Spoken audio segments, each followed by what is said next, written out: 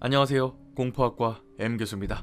최근에 직업괴담을 시작하면서 여러 제보들이 들어오고 있습니다. 그중 보자마자 저도 놀라서 바로 영상으로 만들게 된 이야기가 있습니다. 실제로 호텔에서 근무하셨던 분이 그 호텔에서 있었던 일을 보내주셨습니다. 지금도 영업을 잘하고 있는 굉장히 유명한 호텔이라서 상호명은 밝히지 않는 점 양해 부탁드립니다. 갑니다. 저에게도 지금껏 살면서 잊지 못할 섬뜩한 경험담이 있어서 이렇게 제보를 하게 되었습니다. 지금으로부터 10년 전 서울의 한 호텔에서 일을 한 적이 있었습니다. 지금도 유명한 호텔이고 결혼식으로도 사람들이 많이 찾는 곳이라 상호명은 밝히지 않겠습니다. 당시 저는 대학교 방학을 맞이해 알바를 알아보고 있었습니다. 열심히 인터넷을 뒤졌지만 페이가 센 곳은 대부분 막노동에 가까운 알바뿐이었죠. 그러다 문득 호텔 알바 구인란을 보게 되었습니다.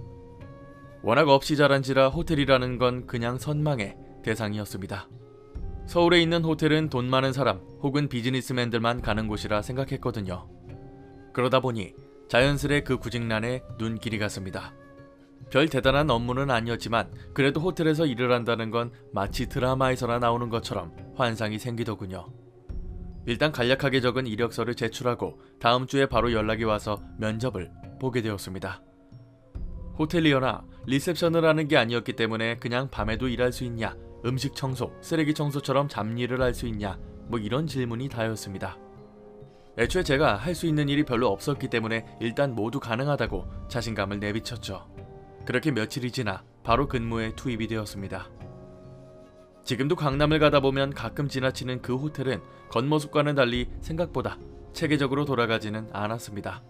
어차피 손님이 하는 대로 맞추는 게 당연한 서비스직이니 어쩔 수 없었겠죠.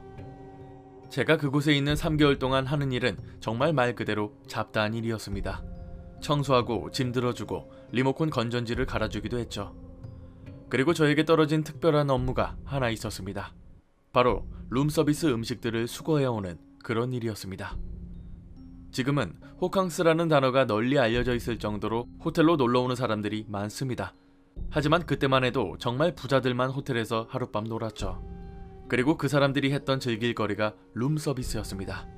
조금만 걸어가면 맛집들이 즐비해 있는데도 호텔에서 비싼 음식들을 방으로 시켜서 먹는 게 또 하나의 자랑거리였죠. 조금 특이했던 건 방에서 음식을 시키면 끌차로 음식을 가져다 줘야 했는데 그걸 수거하는 시간이 정해져 있었다는 겁니다.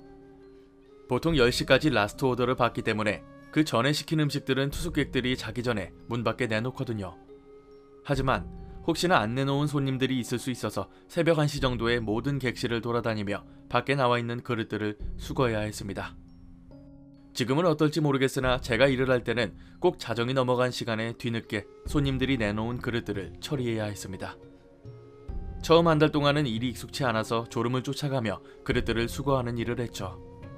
그러다 그 일을 처음으로 겪게 되었습니다. 20층이 넘는 건물이었기 때문에 모든 층을 돌려면 꽤나 시간이 걸렸는데 꼭 6층에만 가면 이상한 소리가 들리는 겁니다. 처음에는 그런 소리를 인지하지도 못했지만 꼭 6층 끝에 방 쪽으로 가면 웬 남자 목소리가 들렸습니다. 당연히 객실 안에 사람들이 있으니 그 소리가 새어나올 수도 있었는데 어느 순간 그 소리를 명확하게 들었을 때 그게 사람들끼리 대화하는 게 아니라는 걸 알았죠. 정확히는 혼잣말이었습니다. 그 목소리를 확실히 들었을 때 들렸던 말을 정확히 묘사해 드릴게요. 이거 저거 힘들어. 왜 오지 못하는 거야? 정확히 이 말이었습니다. 그 앞의 말은 제대로 못 들었지만 왜 오지 못하는 거야는 확실하게 들었습니다. 그런데 자정이 훌쩍 넘어가는 그 시간에 그런 말을 혼자 하고 있는 게 이상하잖아요. 그렇다고 객실을 열어볼 수도 없는 노릇이라 일단은 그냥 넘겨 짚었죠. 당시 음식 주문해주고 식당을 관리하는 제가 매니저님이라고 불렀던 분에게 그 이야기를 할 기회가 있었습니다. 사실 둘이 담배를 필 때가 있었는데 어색했기 때문에 괜히 그 이야기를 꺼내게 되었거든요. 근데 그분이 제 말을 듣더니 그거 6층이지 라고 바로 말하는 겁니다. 놀라서 피던 담배를 빨지도 못하고 물고만 있었죠. 그걸 어떻게 알았냐고 물어보니까 시큰둥하게 예전부터 그런 이야기 많이 들었다고 하더군요. 뭔가 귀찮다는 식으로 대답도 잘 안 해주고 그냥 담배 끄고는 바로 들어가자고 하는 겁니다. 저한테는 상사였고 그리 편한 상대는 아니어서 그냥 따라가고는 별 다른 이야기는 묻지도 못했죠. 그러다 2달째 되었을 때 또다시 그 6층에서 이상한 소리를 들었습니다. 이번에는 엘리베이터 앞에서부터 복도 전체에 웃는 소리가 들리더군요. 조금 가느다란 목소리였지만 예전과 똑같은 남자의 목소리였고 뭐가 그리 재밌는지 깔깔거리며 웃는 소리였습니다. 음식물을 수거하려고 끝쪽으로 가다 보니까 그 소리가 점점 더 크게 들리기 시작했습니다. 킥킥대던 소리는 점점 히킥처럼 소름 끼치는 소리로 변해갔죠. 그리고 완전히 끝에 다다랐을 때 그 소리가 나는 곳을 알 수 있었습니다. 복도 끝에 있는 비상구에서 웃음소리가 들렸거든요. 호텔에서 일하다 보면 뭔가 이상한 감정 같은 게 생깁니다.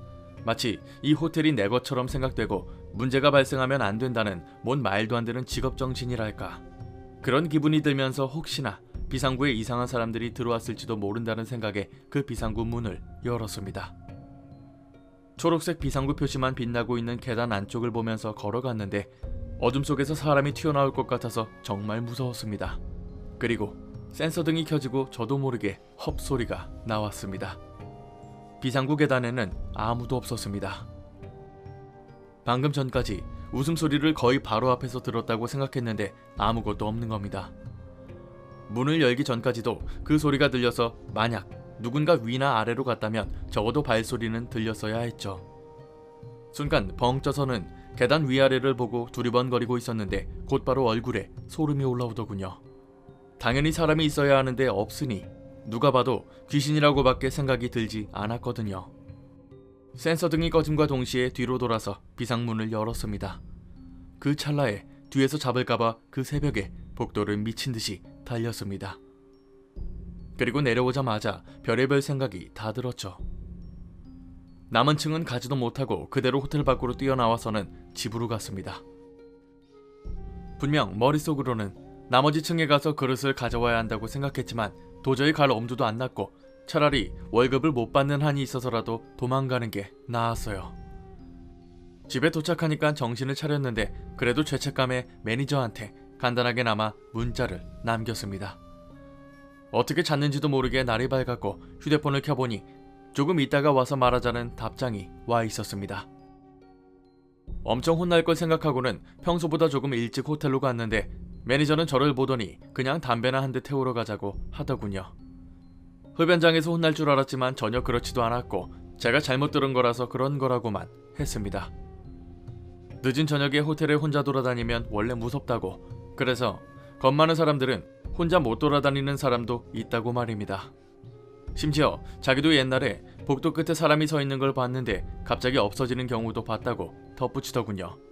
그런데 이건 본인 이야기고 직접 그 상황을 겪은 당사자인 저는 당초에 납득이 안 갔죠. 분명 사람 목소리를 듣고 비상구를 열었는데 사람이 없는 걸 제가 겁이 많아서 그런 거라는 게 말이 안 됐습니다. 이렇게 말했더니 중간에 말을 끊고 저번처럼 그냥 호텔로 다시 들어가더군요. 뭔가 숨기려고 그런 것 같지는 않았습니다. 다만 이야기하고 싶지 않다는 내색이 역력했습니다. 그날 이후로 3주는 더 그 짓을 해야 했는데 6층만 가면 끝에 방 쪽에 제발 그릇이 없으면 좋겠다고 빌었습니다. 몇 번 그런 적도 있었지만 다행히도 그때는 소리가 들리지는 않았습니다. 일을 그만두면 금세 잊힐 줄 알았는데 뭐만 하면 그때 그 목소리가 생생하게 아직도 떠오릅니다. 기괴하게 웃던 남자가 비상구 안에서 혼자 있는 제 옆에 있었다고 생각하니 다시금 그때가 생각납니다. 이번 이야기는 괜히 상상하면서 읽으니까 저도 소름이 몇 번이나 돋았습니다. 호텔에서 이런 일을 하는지는 몰랐는데 새벽에 혼자 돌아다니면 진짜 무섭긴 하겠네요. 심지어 비상구에서 사람 목소리가 들리면 더 그랬겠죠. 전혀 귀신이라고 생각을 못해서 비상구 문을 열었겠지만 그게 귀신이라는 걸 알았을 때는 얼마나 무서웠을까요? 무슨 사연일지는 몰라도 지금도 저기에 있을 가능성이 크네요. 오늘 강의는 여기까지입니다. 재밌게 봐주셨다면 공포학과에 입학 부탁드립니다. 공포학과 M교수였습니다.